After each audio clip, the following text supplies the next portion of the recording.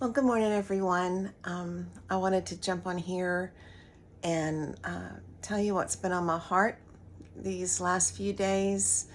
And I think it's something that we can all relate to. And I know I can. And hopefully understand each other a little better. So, you hear so much lately about everybody's feelings. And yes, we all have them. And through my life, I've discovered that the feelings are a residual byproduct, and they can either be from a good decision you made or a bad decision, or a gray area in between.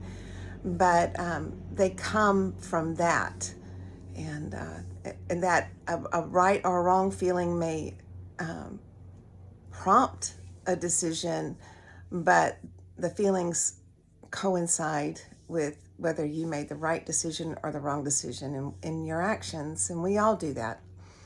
And it seems that we're weighing everything these days on our feelings. Are they validated? Are we making what people call space for them? And while we need to hear a person's heart to know where they are, it's so important, we can't continue to validate the actions that spawn those feelings or continue to generate those feelings, because sometimes those actions aren't healthy. And if we're going to love that person well, we can't just condone it to get along. People say just go along to get along. That's not loving a person well. That's, going along with whatever bad decisions or delusion they're making just to get along. And that is not why we are here. We are here to love each other. Yes, absolutely. But love can also, or more times than not, look like loving someone enough to be truthful with them. And that's why Christ said, the truth shall set you free. It doesn't mean the path to that freedom isn't going to be painful, or that we have to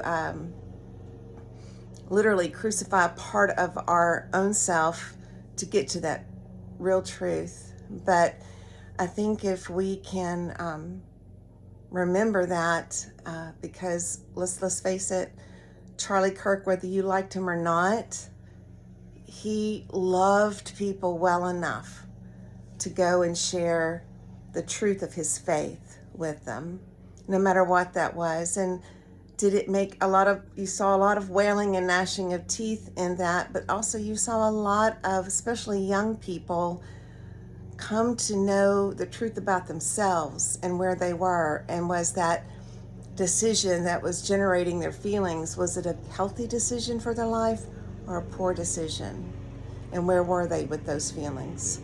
So let's just take a clue from Jesus. He loved people fiercely, but he also loved them well enough to tell them the truth. Like the woman at the well, he came up to her and offered her water where she would never be thirsty again.